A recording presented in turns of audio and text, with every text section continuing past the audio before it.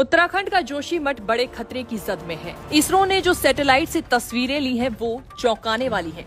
Satellite कॉर्टेसैट 2S से 7 से 10 जनवरी 2023 तक जोशीमठ की तस्वीरें ली गई।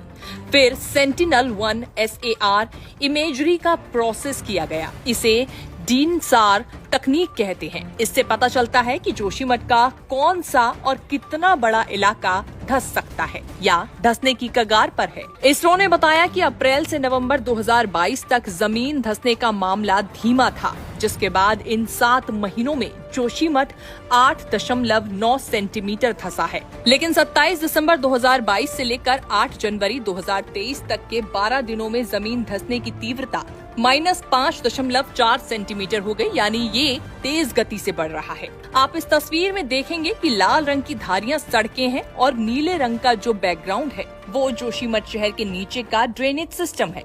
ये प्राकृतिक और मानव निर्मित दोनों हो सकता है। जहाँ पर इतना ज्यादा ड्रेनेज होगा वहाँ की मिट्टी तो धंसेगी ही। इसे कम करने के लिए वैज्ञानिकों ने चेताया था कि ढलान की मजबूती को बनाए रखने के लिए पोर प्रेशर कम करना था, यानी पानी का रिसाव कम करना चाहिए था। अगर पानी ढलान के अंदर कम जाएगा तो वो खोखला नहीं होगा, लेकिन इस पर ध्यान नहीं दिया गया। जोशीमठ का बीच का हिस्सा यानी सेंट्रल एरिया सबसे ज्यादा धंसाव से प्रभावित है। इस धंसाव का ऊपरी हिस्सा जोशीमठ औली रोड पर मौजूद है, यानी औली रोड भी धंसने वाला है। बाकी जोशीमठ का निचला हिस्सा यानी बेस से, जो कि अलकनंदा नदी के ऊपर है, वो भी धंसेगा। इसरो की प्राइमरी रिपोर्ट कुछ ऐसा ही दर्शा रही है। जोशीमठ उत्तराखंड के चमोली जिले का एक बड़ा कस्बा है, जो कि 6150 फीट की ऊंचाई पर बसा हुआ है। जोशीमठ कस्बा 2013 में आई आपदा से प्रभावित हुआ था।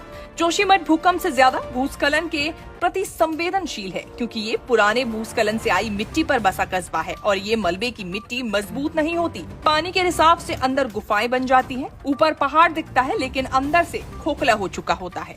चमोली जिला पूरे टेक्टोनिक प्लेटों में होने वाली गड़बड़ियों के ऊपर मौजूद जमीन पर बसा है, यानी तेज बारिश और भूकंप दोनों से ही होने वाले भूस्खलन से जोशीमठ और पूरा चमोली जिला तहस नहस हो सकता है। अलकनंदा नदी में जहां से धौली गंगा मिलती है, वहीं से टो इरोशन हो रहा है, यानी जोशीमठ के नीचे की जमीन को अलकनंदा धौली गंगा मिलकर काट रही है। रविग्राम नाला और नौ गंगा नाला से लगातार मलबा नदी में जाता रहा है।